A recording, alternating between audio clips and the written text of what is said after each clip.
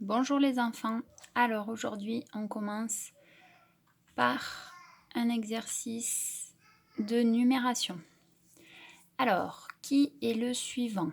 À quelle famille appartient ce nombre? Donc, vous avez ici des nombres et on va vous demander deux choses.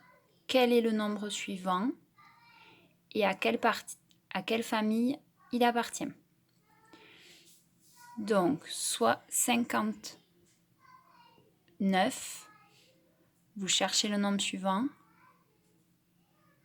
et à quelle famille il appartient. La famille, c'est celui que vous aurez dit. D'accord? 64. Quel est le nombre suivant? Et celui-là, à quelle famille il appartient? Et 69. Quel est le nombre suivant? Et à quelle famille il appartient? Attention, regardez bien à chaque fois, le nombre suivant, on rajoute 1. Donc si on rajoute 1, quel est le nombre qui change? Il y a peut-être deux nombres qui changent. On va regarder, vous pouvez mettre pause, refaire les lignes sur votre cahier ou sur votre ardoise et on va regarder les résultats ensemble, les réponses. Alors, 59, le nombre suivant c'est 60. Je rajoute 1 à 9, ça fait 10, donc je mets 0 unité.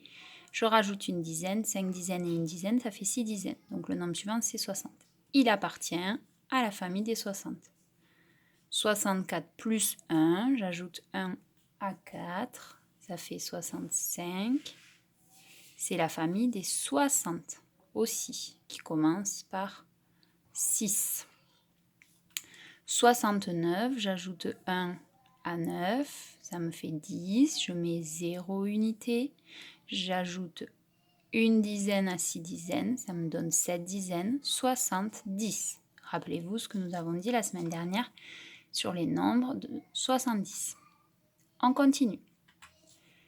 Alors, là, un petit exercice de calcul. Je ne vous demande pas le résultat, mais combien il y a de dizaines dans ce calcul. 1 plus 9 plus 5 plus 5 plus 7 plus 7. Donc vous réfléchissez, vous mettez ensemble des nombres que vous connaissez, dont vous connaissez le résultat quand vous allez les ajouter.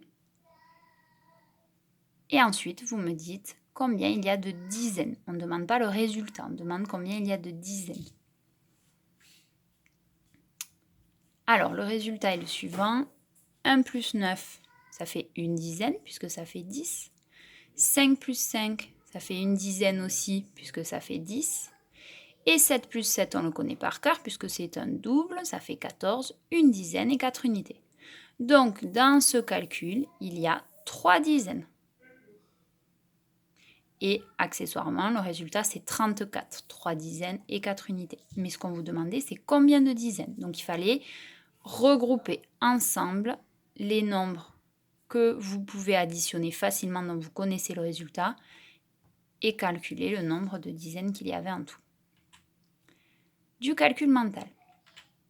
Alors, vous allez regarder l'image sur votre écran et vous allez compter le nombre de losanges qui sont ici et vous allez devoir nous dire combien il y en a en notant le nombre des dizaines et des unités ici et le nombre ici. Attention, on vous laisse compter comme vous voulez, mais réfléchissez. Donc là, les parents, vous regardez ce qu'ils font. Réfléchissez la manière la plus simple de compter, celle que l'on a vue, celle dont on parle depuis le début de l'année, pour compter facilement tous ces losanges.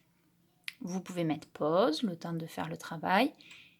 Les parents, sinon, vous imprimez cette page du PowerPoint. Peut-être c'est plus simple pour certains de la voir sur une page. Et ensuite, vous pouvez regarder la réponse. Alors, la réponse, elle est simple. Et j'espère que vous l'avez trouvée. Il fallait faire des paquets de 10. Donc, un paquet de 10, deux paquets de 10, donc deux dizaines. Je le mets ici. Et quand je compte ici, j'en ai 9. 1, 2, 3, 4 et 5, 7. Alors, excusez-moi, je recompte. 1 et encore un 2, et encore un 3, et encore un 4, et encore un 5, 5 et encore un 6, 6 et encore un 7, 7 et encore un 8, 8 et encore un 9, donc 9 unités. Donc mon nombre de losanges, c'est 2 dizaines et 9 unités, c'est 29. Si vous aviez compté comme ça, 1, 2, 3, 4, 5, 6, 7, 8, 9, 10, 11, 12, c'est possible, hein, mais vous savez qu'on a plus facile, il est plus facile de se tromper comme ça, d'en oublier, surtout si on ne les note pas avec un petit trait. Alors que si on fait des paquets de 10, bien sûr il ne faut pas se tromper quand on fait le paquet de 10, mais si on fait le paquet de 10, on a moins de chances de se tromper. Pour les problèmes, vous allez prendre votre mini fichier de problèmes et en faire 2. À chaque fois, vous réfléchissez au calcul, à la phrase réponse et si besoin, vous dessinez pour trouver la solution. Et dans les apprentissages, aujourd'hui, on va retravailler sur la fleur des nombres avec les nombres de la famille 60 et 70. Alors, je vous rappelle, donc là, pareil, vous refaites la fleur des nombres sur une feuille ou sur votre ardoise, d'accord? On n'a pas besoin forcément de photocopier la feuille. Le nombre, c'est 64. Donc, vous pouvez le faire sur la droite graduée. Quel est le nombre du début de la famille 64 et le nombre de la famille d'après? Combien de dizaines, combien d'unités? Un calcul, une addition, mais pour ceux qui peuvent, ça peut être une soustraction et on peut en écrire plusieurs. Combien de dizaines, combien d'unités? On écrit le nombre 10, combien de fois pour avoir 64 et combien d'unités? En lettres, essayez de l'écrire en lettres. Et les billets. Les billets, on essaye de faire le moins de billets possible. La tirelire la plus légère. Donc je vous laisse réfléchir. Quand vous avez terminé, vous remettez play et vous regardez la réponse. On va la commenter ensemble. Alors, la réponse, elle est là. Donc, on a remis 64 au milieu. On y va pour la bande graduée. Entre 60 et 70, on a mis 10 petites graduations.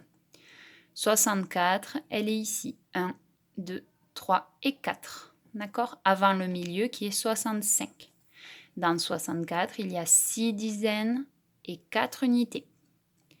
64, on aurait pu écrire 60 plus 4, c'est le calcul le plus simple, mais il y en a plein d'autres. Les parents, si les enfants ont écrit autre chose, vérifiez que c'est bon. Ici, 1, 2, 3, 4, 5, 6, 6 dizaines, écrit comme ça, et 4 unités pour avoir 64. Le nombre 64 écrit avec les lettres. Donc attention, on le verra plus tard, mais le X fait le son S dans ce mot, 64. Et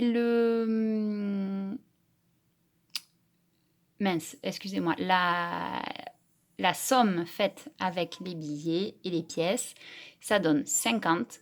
Plus 10, on a 60, 6 dizaines. Et il ne fallait pas oublier les unités, 2 pièces de 2.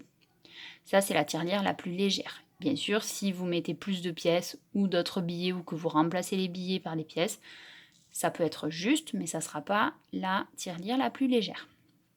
On va en faire un deuxième. Là, je vous demande de faire 72. De la même façon, vous mettez pause, vous réfléchissez et on regarde la réponse.